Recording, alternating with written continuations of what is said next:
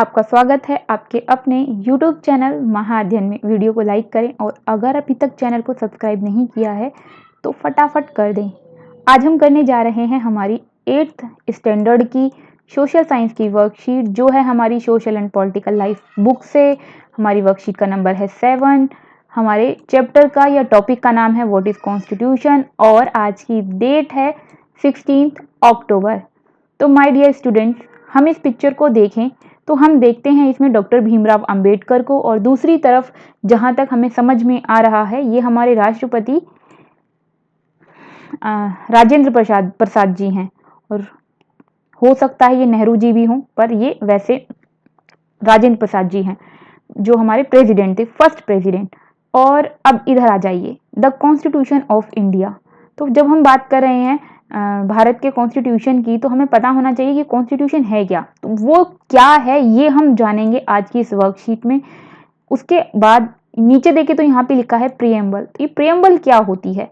तो प्रियम्बल का जो मतलब है वो एक, अगर आसान शब्दों में मैं आपको बताऊं तो किसी का इंट्रोडक्शन देना, या किसी का इंट्रोडक्शन जो है, एक तरीके से ये कॉन्स्टिट्यूशन का इंट्रोडक्शन है। प्रियम्बल क्या है? कॉन्स्टिट्यूशन का इंट्रोडक्शन है, या ये जो है एक तरीके से हमें बताता है कि हमारे कॉन्स्टिट्यूशन में किन बातों का ख्याल रखा गया है, या किन बातों को इम्पोर्टेंस दी गई है, या क्या चीज़ सबसे ज़्यादा वैल्यूएबल है हमारे कॉन्स्टिट्यूशन में, ये बताता है हमारा प्रियम्बल। आप तसल्ली से प्रियम्बल को पढ़िए और हो सके तो याद करने की भी पूरी कोशिश कीजिए। जब हम हमारी बुक खोलते हैं तो हमारे जो पहले पेज के बाद जब दूसरा पेज आता है, दूसरा तीसरा पेज जब आप खोलना शुरू करते हैं, तो आप ध्यान से देखिएगा, वहीं पर पेज पर हमारा पूरा प्रियम्बल लिखा हुआ है। संविधान का निचोड़ है एक तरीके से, अगर हम कहें तो प्रियम्बल। संविधान मतलब कॉन्स्टिट्यूशन, कॉन्स्टिट्यूशन का सारा जो बेसिक है वो हमें यहाँ से पता चल जाता है। तो लेकिन अब हमें ये तो पता चले कि संविधान क्या है, कॉन्स्टिट्यूशन क्या है। तो एक्चुअली आप अच्छे से जानते हैं कि जब आप स्कूल जाते हैं तो स्कूल में रहने के या स्कूल में पढ़ने के, स्टडी करने के लिए भी कुछ रूल्स हैं, कुछ रेगुलेशंस हैं, जिसकी वजह से हमारी डेली लाइफ स्मूथ चलती है। रूटीन में हम जो कुछ भी करते हैं वो सब कुछ लॉफुल होता है, किसी ना किसी लॉ के अकॉर्डिंग हम काम कर रहे होते हैं। जैसे हम स्कूल की भी बात ना करें, घर की भी बात करें, हम एक फिक्स टाइम पर उठते हैं, फिक्स टाइम पर सोते हैं, फिक्स टाइम पर खाना भी खाते हैं।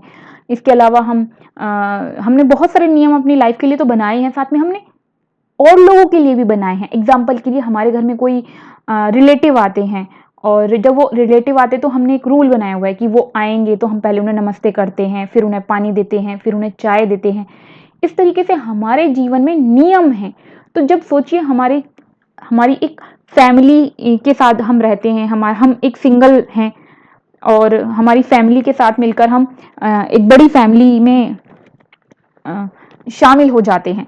जब हम बात करें कि हम अकेले एग्जिस्ट नहीं करते, फैमिली के साथ एग्जिस्ट करते हैं, और साथ में बहुत सारे रूलों के साथ जो है हम चलते हैं।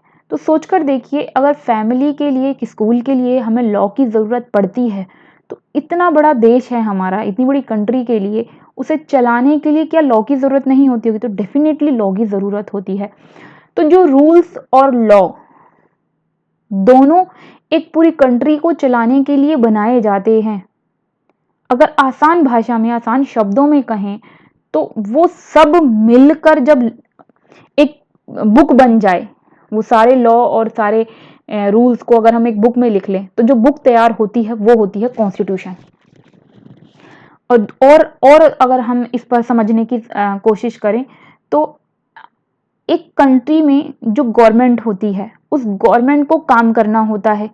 उसे काम करने के लिए बहुत सारी चीज़ों की ज़रूरत होती है, जैसे कि उसको चाहिए हेल्प करने वाले बहुत सारे लोग, उसको चाहिए कि कुछ लॉ हो जिनके अकॉर्डिंग वो वर्क कर सके। तो ये कहाँ से तय होगा कि उसके पास कितने उसके पार्ट्स हो सकते हैं, गवर्नमेंट के कितने पार्ट्स हो सकते हैं, कितने हेल्पफुल हैंड हो सकते हैं, किन लॉज के अकॉर्डिंग उसे काम करना होगा। तो ये सब कैसे तय होगा? ये सब तय होगा कॉन्स्टिट्यूशन। तो ये सब कौन तय करता है? ये तय करता है कॉन्स्टिट्यूशन। तो चलो आओ इसे पढ़ते हुए आगे बढ़ते हैं। देखिए, similarly the rules laws collected as a document to make any country run legally and smoothly called constitution. यही मैंने अभी आपको बताया कि कॉन्स्टिट्यूशन है जो एक देश को कानूनी रूप से और बिल्कुल स्मूथ रूप से चलाता है, मतलब लीगली और स्मूथली चलाता है।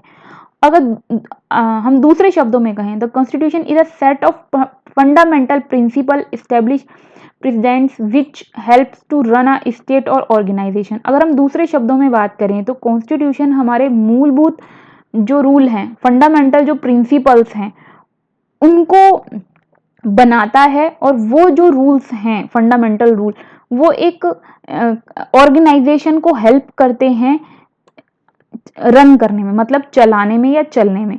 और इट इज द फंडामेंटल रो, ये बेसिक रूल होते हैं, फंडामेंटल रो बेसिक रूल होते हैं किसी भी देश में, that determines the outline and main function of various organs of government. जो मैंने अभी अब आपको बताया कि यही वो फंडामेंटल कॉन्स्टिट्यूशन ही है जो फंडामेंटल लॉ तय करता है कि एक गवर्नमेंट के पास कितने ऑर्गन्स यानी कितने पार्ट्स होंगे, कितने अंग होंगे जो उसको हेल्प करेगी वर्क करने में, main function of various organs of government. और वो जो ऑर्गन्स हैं उनके उनकी पावर क्या होगी, उनके फील्ड क्या होंगे जिसके अंदर वो वर्क करेगी, ये सब गवर्नमेंट ये सब तय करते हैं हमारा constitution. It also establish a relationship between the government and the citizens. और हमारा कॉन्स्टिट्यूशन ही बताता है कि गवर्नमेंट के और सिटीजन्स के रिलेशंस कैसे होंगे। तो अब तक हमने जो पढ़ा वो क्या पढ़ा, हमने पढ़ा कि लॉ और रूल्स की बुक है कॉन्स्टिट्यूशन। कॉन्स्टिट्यूशन तय करता है या कॉन्स्टिट्यूशन बताता है कि क्या लॉ होंगे एक कंट्री को चलाने के लिए, क्या लॉ होंगे एक गवर्नमेंट को एक गवर्नमेंट के लिए जब वो एक कंट्री को रूल कर रही है या उसमें काम कर रही है। कॉन्स्टिट्यूशन तय करता है कि एक गवर्नमेंट के पास कौन से ऑर्गन्स होंगे और वो ऑर्गन्स किस तरह फंक्शन करेंगे और क्या क्या फंक्शन कौन कौन से फील्ड में करेंगे। इसके अलावा हमें कॉन्स्टिट्यूशन बताता है कि गवर्नमेंट के और सिटीजन्स के रिलेशन कैसे होंगे। तो ये सारी बातें थी कॉन्स्टिट्यूशन के बारे में। तो भारत के कॉन्स्टिट्यूशन के बारे में कुछ खास बातें हम जानते हैं। भारत का कॉन्स्टिट्यूशन सीधी सी बात है, भारत पहले अंग्रेजों का गुलाम था और उसके बाद भारत की आज़ादी की जब हम बात करते हैं 15 अगस्त 1947 को भारत आज़ाद हुआ। जब हम इस तरह की बातें कर रहे हैं तो सीधी सी बात है, जब भारत को अपनी सत्ता मिल गई तो देश चलाने के लिए नियमों की ज़रूरत थी, तो संविधान तो बनाया ही जाएगा। तो उस संविधान को, जो भारत के लिए संविधान बनाया गया, उसको बनाने के लिए हम जो सबसे ज़्यादा श्रेय देते हैं, या हम ये कहें कि उसके लिए हम सबसे ज़्यादा जिसको कहते हैं कि ये मेन व्यक्ति हैं जिनकी वजह से हमारा संविधान तैयार हुआ, या ये मेन व्यक्ति हैं जो जिन्होंने हमारे कॉन्स्टिट्यूशन को जन्म दिया या बनाया, तो वो थे डॉक्टर भीमराव अंबेडकर। और इसी वजह से, क्योंकि डॉक्टर भीमराव अंबेडकर ने कॉन्स्टिट्यूशन को बनाने में सबसे ज़्यादा इंपॉर्टेंट रोल निभाया, इसी वजह से हम इन्हें फादर ऑफ इंडियन कॉन्स्टिट्यूशन भी कहते हैं। तो अगर आपसे पूछा जाए फादर ऑफ इंडियन कॉन्स्टिट्यूशन कौन है, या आपसे पूछा जाए सबसे ज़्यादा इंपॉर्टेंट रोल किसने निभाया कॉन्स्टिट्यूशन को बनाने में, तो इसका आंसर सेम होगा, डॉक्टर भीमराव अंबेडकर। और जो कमेटी बनाई गई थी कॉन्स्टिट्यूशन को बनाने के लिए, काफ़ी सारे लोगों को मिलाकर बनाई गई थी, तो उस कमेटी के चेयरमैन भी डॉक्टर भीमराव अंबेडकर ही थे। अब एक और इम्पॉर्टेंट बात जो यहाँ पर आती है वो ये कि हमारे कॉन्स्टिट्यूशन को बनने में इतना लंबा वक्त लगा कि एक बहुत बड़ा संविधान तैयार हुआ। और ये जो संविधान है, यानी भारत का जो कॉन्स्टिट्यूशन है, विश्व का सबसे बड़ा कॉन्स्टिट्यूशन है। चलो पढ़ के देख लेते हैं कि इसे कितना लंबा समय लगा। इसे बनने में 2 years 11 months and 18 days लगे। अगर आप ठीक से देखोगे तो सिर्फ 12 days कम है, अदरवाइज 3 years पूरे हो जाते। 12 days अगर और बीत जाते तो 3 years पूरे हो जाते। तो अगर आपसे पूछा जाए कि कॉन्स्टिट्यूशन को बनने में कितना वक्त लगा, तो आप बताएंगे 2 years 11 month और 18 days। इंडियन कॉन्स्टिट्यूशन मैंने अभी अभी बताया is the longest written constitution in the world, विश्व में सबसे बड़ा कॉन्स्टिट्यूशन है हमारा।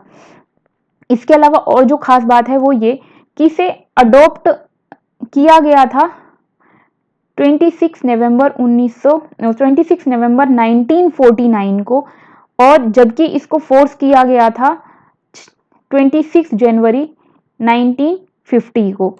तो इसका मतलब क्या हुआ? इसका मतलब हुआ जब संविधान बनकर तैयार हो गया 26 नवंबर 1949 को उसे अपना लिया गया, उसे एक्सेप्ट कर लिया गया कि भाई ठीक है ये हमारा संविधान यही होगा। लेकिन फिर लोगों को और देश पर इसे लागू कब से किया गया, फोर्स कब से किया गया? तो वो था 26 जनवरी 1950 को, आई मीन 1950 को। तो 26 जनवरी 1950 को इसे लोगों पर, देश पर लागू कर दिया गया, जबकि इसे एक्सेप्ट कर लिया गया था 26 नवंबर 1949 को। तो जब इतने दिन पहले एक्सेप्ट कर लिया गया था तो फिर ये जो 2 महीनों का इंतजार क्यों किया गया? क्योंकि बहुत समय पहले 26 जनवरी को ही एक्सेप्ट किया गया था एज कि हम इसे फ्रीडम डे की तरह जो है सेलिब्रेट करेंगे। तो इसे फिर बाद में रिपब्लिक डे की तरह मनाया गया। तो चलो हमने क्या सीखा, अब हम खुद को चेक कर लेते हैं। चेक योर सेल्फ, फिल करो ब्लैंक्स को। तो चलो शुरू करते हैं। The constitution of India implemented on, तो 26 जनवरी 1950।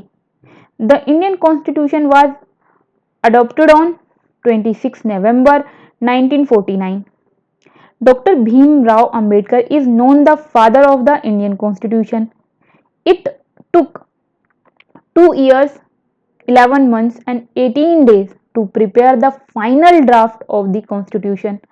What is Constitution? तो अभी अभी मैंने बहुत सारे तरीके से आपको समझाया कि Constitution क्या होता है। The rules, laws collected as a document or a book to make any country run legally and smoothly are called constitution.